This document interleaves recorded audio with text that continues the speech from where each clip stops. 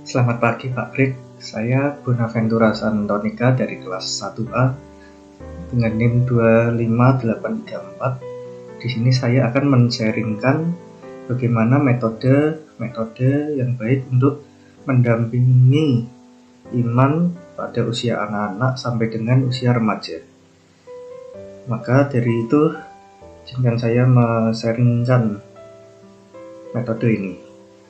Pendampingan iman untuk anak-anak itu dapat kita lakukan dengan metode doa-doa sederhana, mengajak mereka mengikuti perayaan Ekaristi hari Minggu, atau pengajaran sekolah minggu atau PIA. Dengan mendampingi mereka, kita dapat melakukan berbagai cara, yaitu dengan cerita kitab suci, dengan dongeng atau ilustrasi, atau dengan media seperti boneka tangan. Lalu mengajak mereka untuk menyanyikan lagu-lagu rohani yang direalisasikan atau versi lagu rohani anak-anak.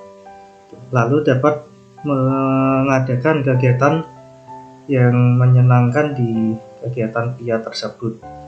Lalu membuat simbol-simbol ritual yang mudah mereka pahami seperti membuat tanda salib dan misa bersama.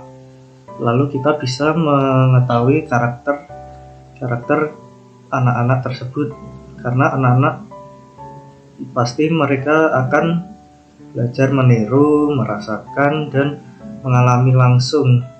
Mereka pasti belum bisa memahami hal-hal yang tadi yang saya sebutkan, karena mereka sangat peka untuk bersikap kasih atau melakukan hal-hal kebiasaan rohani yang ada di sekitarnya. Lalu dokumen yang mendukung dari dokumen gereja yaitu pada Catechism of the Catholic Church nomor 2225 yang berjudul melalui kasih, kesaksian, dan doa orang tua membimbing anak-anak mereka dalam jalan iman. Lalu adanya Direktorium Katekese tahun 2020 nomor 236 yang berjudul anak-anak membutuhkan metode katekese yang melibatkan narasi, permainan, simbol, dan pengalaman langsung. Lalu yang kedua, pendampingan iman pada usia remaja dari usia 12 sampai 18 tahun. Pada remaja ini, mereka memiliki karakter yaitu mencari identitas diri sendiri, mulai mempertanyakan iman, nilai hidup, dan jati diri. Lalu mereka juga sangat membutuhkan pengalaman nyata atau relasi atau peran yang aktif. Lalu metode yang bisa dilakukan yaitu pendekatan secara kreatif dan partisipasi, seperti diskusi kelompok komunitas atau drama iman dan video pendek pada komunitas mereka yang berkaitan dengan kegiatan-kegiatan rohani. Lalu mengadakan retret atau rekoleksi komunitas pelayanan di alam atau di rumah retret. Lalu mendengarkan musik rohani dan kita mengajak untuk mendalami musik tersebut. Lalu mengadakan kegiatan sosial dan pelayanan nyata, yaitu dengan cara bakti sosial atau mengunjungi tempat-tempat tertentu seperti panti. Lalu mencari teman atau mentor atau pembimbing rohani yang bisa menjadi teman dialog iman mereka pada usia remaja ini. Lalu mengomunikasikan nilai-nilai iman melalui media internet yang berkaitan untuk mendukung sarana ini. Lalu adanya dokumen gereja yang mendukung sebagai dasar, yaitu pada Direktorium Katekese nomor 248 sampai 251 yang menyarankan pendekatan aktif, komunikatif, dan berbasis pengalaman dalam pengembangan iman remaja atau dalam katekese remaja.